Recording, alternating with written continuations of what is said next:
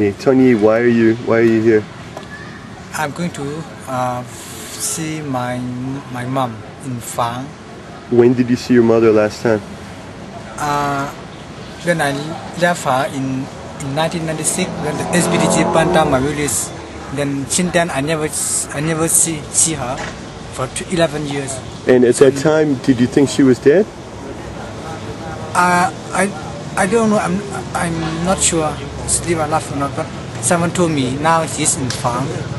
Someone told you she's in Phang? Yeah. On that day when the SPDC burned down your village, where was your mother? My mother would work on farm and I at the temple.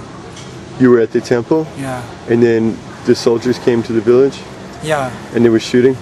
At the first day they don't shoot, they just force the village to move, and the second day they burn some village house. And then did you run away? No, because the monk took me to Thailand. The monks took you to Thailand to escape? Yeah. And so, and at that time, so you don't know if your mother was alive or dead? No. And what about your father? My father died when I was 2 years old. So now you're going to Phang because how did you hear about your mother? The representative of civilian, they attended a meeting in Thailand. They attended a meeting and they told you they think your mother is alive, but not sure? Not sure. Not sure, so you will go there to find out. Yeah, because the name like my mother's name. Same name. Yeah. Do you remember what she looks like? Not really. Not really. Yeah. And you said at that time when you left your village, there was no telephone? No, I never knew telephone. You never saw a telephone before? No. And now maybe your mother's in Phang, but there's no telephone in Phang? Yeah, but I'm not sure he will know that it's telephone. But now I think she will know. Yeah. So. And she don't know where am I. And she doesn't know where he is, so she thinks you're dead maybe. Yeah, I think. Okay, Tung Ying, I hope tomorrow you find your mother.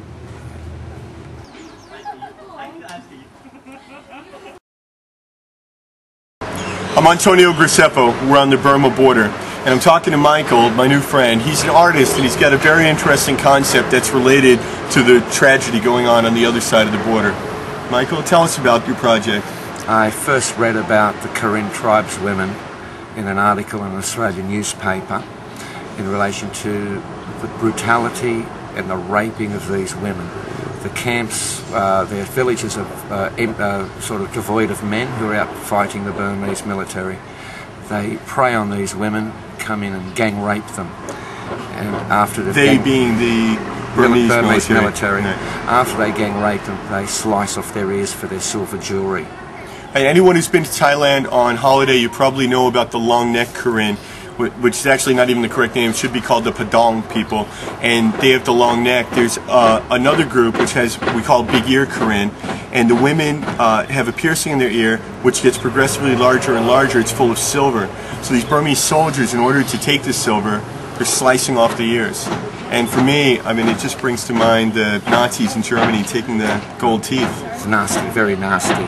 I made the ears with the intention of formulating two concepts in one: an ear and a question mark and a teardrop. The idea of this work, the work is called Tears I Cry. It's representative of what they've done to these people. So I want to create an awareness of these particular brutal acts. Also, I dedicate this work to Nay May, who was one of the women that was raped, a 38-year-old Karen tribeswoman, and I dedicated the work to her. I've done 3 different sizes, 3 different shapes basically, but they're all in the question mark as I've noted. I wanted to have groups of 5 by 3, so it's 15 pieces. And when you add 1 and 5 being 15, you get 6, which is the exact opposite to the superstitious attitudes of the Burmese generals who believed in 9. Yeah, for people at home, the Burmese generals are extremely superstitious and they believe the number 9 is their lucky number. So for example, the money in Burma comes in odd denominations, like 45, for example, it has to add up to 9. And using the same superstition against them, Michael, you're throwing some voodoo at them with the number that they hate, isn't it? Well, yes, and it's a reverse of the 9 and 6 in certain traditional areas of particular tribes. It's the actual devil's number. If you gamble, it's the devil's number in gambling also. So, let's hope it works. Michael Shaheen, I'd like to ask Antonio a few questions about his work on the Burmese problem. What made you come to this part of the world, and why are you doing this? Well, I first came to Thailand about 5 years ago to study with a monk named Phra Kru Ba. He lives just above Chiang Rai, which is pretty close to the Burmese border. And at that time, 4 or 5 years ago, I think you remember, there was a lot of slaughter of tribal people actually on both sides of the border. It created a lot of orphans. So Kru Ba was taking in all these orphan tribal boys. He taught them Muay Thai, he taught them horsemanship, and they're riding along the border, telling the hill tribe people not to take drugs and not to work for the drug dealers, and actually doing drug interdiction work. And I came to Thailand to study with him for 3 months, and I really grew attached to all the people there, and then I realized that they were all orphans. They all had these horrible stories, and it got me interested in the Burma issue. Wonderful, wonderful. And how long have you been doing this? Off and on over the last, say, 5 or 6 years. 5 or 6 years? Yeah. Quite a long time. So you would have seen some very nasty things and heard some very unusual stories. Yeah, I mean, every single one of them has a horrible story. If they're here in Thailand, it's because something horrible has happened to them in Burma. And they must be desperate to come all that way, cross through the landmines. You were mentioning that the other day. Sure, some of the interviews I do, the people, they've been walking for a month, 2 months, 5 months. One guy stepped on a landmine. It was something like, I don't remember now, a week or 3 weeks before they even got into a hospital. My God. And this is what they're living with every day. So up here on the border, though, I'd really like to say that people have been following the series I did with the Shan people. I just want people to understand that I am a small ant compared to some of the heroes that are up here on the border. There are doctors, nurses, all kinds of people crossing that border every day, being shot at, you know, risking landmines, risking imprisonment on a daily basis. And it's interesting because I train in Muay Thai, Thai martial arts here, and there's a lot of guys that I train with that are from Blackwater and these security companies that are fighting over in Afghanistan. They're getting paid $20,000 a month to fight in that war, or in Iraq, and these people are crossing the border, risking their lives every day for free.